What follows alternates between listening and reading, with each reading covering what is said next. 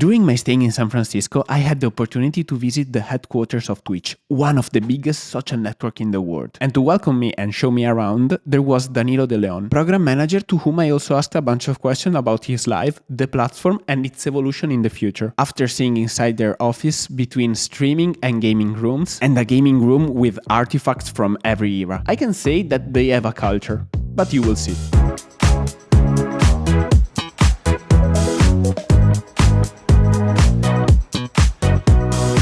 So this is pretty much the lobby. Is this the main office of Twitch? Yeah, this is the headquarters where most folks work. We have this nice little lobby. This has the front page of Twitch going on at all time. I'm sad they don't have this one displayed, but this one is Seinfeld, but using AI like ChatGPT to do the scripts. Cool. And it's 24/7, 365. So it's Whoa. one of those weird things that you only see on Twitch. So I'm glad we have that space for it. We also have this like nice interactive screen right here. How long have you been working here for Twitch? I've been working here over 2 years at this point. Let's see.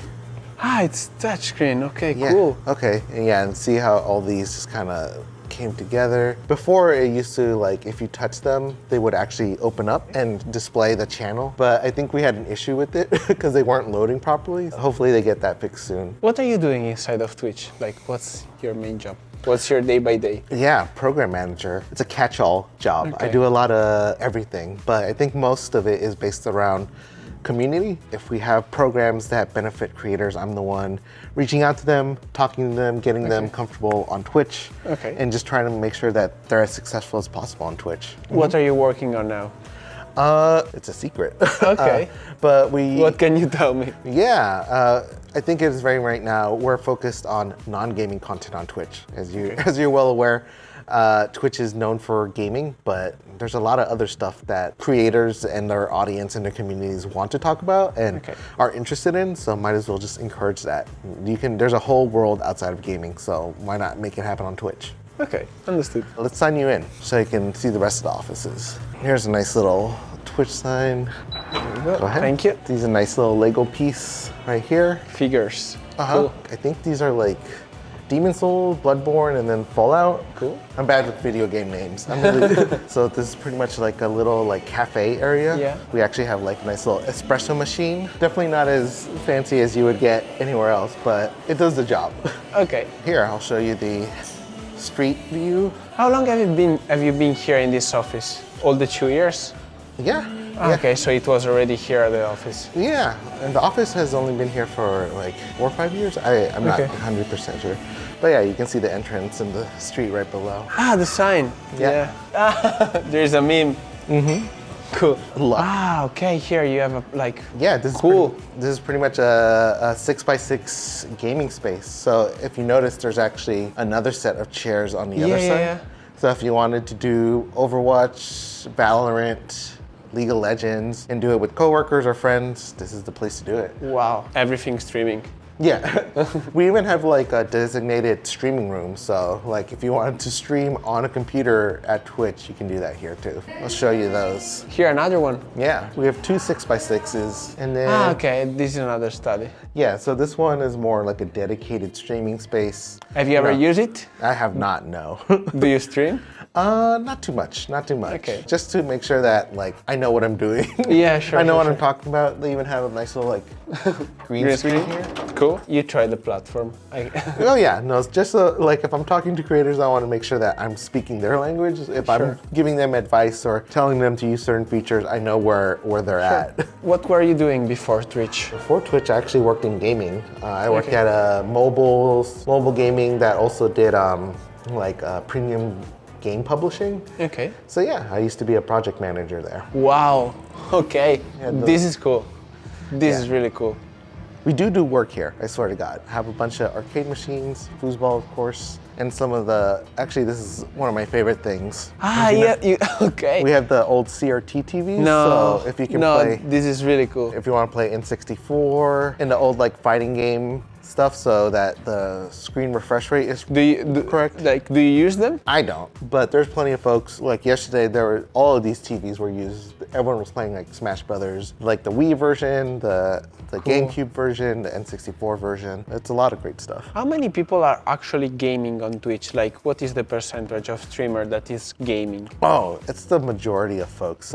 More or on less, stream. like 60% more? I don't have a good number for you, but it's really weird because everyone knows us for gaming and there's just so many video games, but our largest category is just chatting. Okay, so sure. everyone can talk about anything, but gaming is just spread across so many categories. But you always have the big ones like GTA, Valorant, Counter-Strike, League of Legends, Minecraft. So there's always some big ones. You never know. There's always like a game that's gonna launch that everyone's starting to play just because it's a new thing. The most popular now? Let's see what I got on Dead Space, because I think that just got on. Apex is still very popular apparently. Genshin, of course. Hi-Fi Rush is really high, but like Minecraft, Valorant, League of Legends, those are all over 100 viewers, 100,000 viewers. The old school Mortal Kombat, and of course they have free credits, so we don't have to put our quarters in. And then the really cool one is the skee ball. Yeah, wow. You can see if you can hit 40 points. If you hit all 9, then play again and add a game. So, yeah. If you want skee ball, here it is. We also have a wall of board games right there, so. Okay, you get a culture here. You have a culture. Yeah, and it's a lot of gaming. And then, of course, they're really neat. They keep us fed, they keep us hydrated. Yeah, obviously. You need to keep going. Yeah, if you want a snack. Yeah, I would take it. I'm really bad with foods. Like, if you offer me, I'll take everything. So let's keep there for a moment. Okay. Thank you, by the way. Of course. And then here's the last stuff that you can record at the end. Do you have other offices for Twitch? Or Yeah. this is the only one? No, we have like half dozen to a dozen offices domestically, so in the US and internationally. I've only visited one other office, and that was in LA. We actually have some of our teammates from the UK visit us. Okay. So yeah, we're an international Is the company originally from here? Yeah. Okay. It was founded in San Francisco. Another Lego piece. Oh, cool. As you can tell, gaming is very much still in our DNA. Yeah. And then there's this other one that was custom made for TwitchCon 2018. Okay, really cool. Do you have other offices here in San Francisco? No, this is the only office we have in San Francisco. Okay. I think this is the bigger one. And Yeah. the others, like... The new one in LA is actually kind of large. It's like 2 floors. I don't know too much about the other offices. Okay, I haven't sure. visited. This is definitely the largest one. And like we have like 7, 8 floors of this building, so Okay. it's a lot. Do you see like creators going between Twitch and YouTube? Streamers like changing platform? Yeah, I think it really depends on wherever streamers are going to find success. And wherever the audience is happy to find them at. It's no surprise that if you started out on YouTube as a YouTuber, your audience is already there. But we also see that Twitch is a much more mature product in terms of like community interaction, chat interaction, and just being able to have those like really strong bonds. So everyone's going to be trying out everything, and that's what content creators should do. They should feel empowered to be like, I'm going to take my content somewhere else and just see how it resonates there with that new community, and see if my current established one enjoys it. And whatever works out, works out. It's still our job to make sure that Twitch is one of those options. Sure. Do you see still a growth on the streamers? What's going on in Twitch like? Yeah, I would say that like the pandemic has really showed us that folks are happy to talk about other topics that aren't gaming. That you know, they're human. They like a lot of things.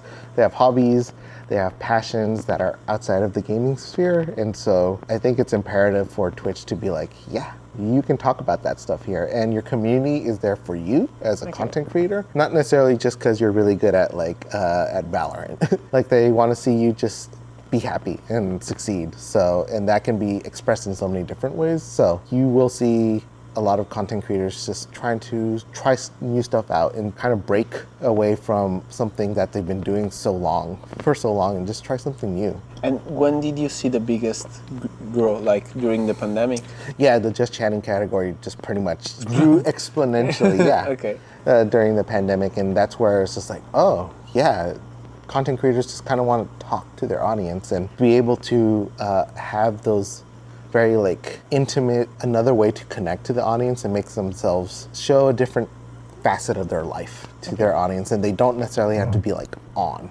You know, they can be a lot more comfortable, a lot less guarded, and just kind of like, let me just enjoy the folks who are here early, like talk to the first like 20, 30 folks that join my stream, enjoy that, and then when I'm like, settled in after 30 minutes, let me go ahead and get into my like core content. Do you have content creator working for Twitch at the moment, like here in the office? There's no one streaming right now, but we have hired from the content creator community. Like, y'all are the experts in content creation, so it makes sense that we find opportunities to hire content creators and have them join our ranks and give us the insights that even though we're the ones who make the platform, we're not the ones necessarily using it day in and day out. So might as well get those experts and see what they say. And so you get people streaming from here for you? Not necessarily, no. We don't do anything like that where, like, if you want to visit the office and stream, by all means, go ahead and do so. We have the facilities for that. It is very much just like, y'all are content creators. You do whatever content makes sense for you in your channel. Twitch offers a way to facilitate sending out that broadcast and connecting to your community that way. Do you like your job?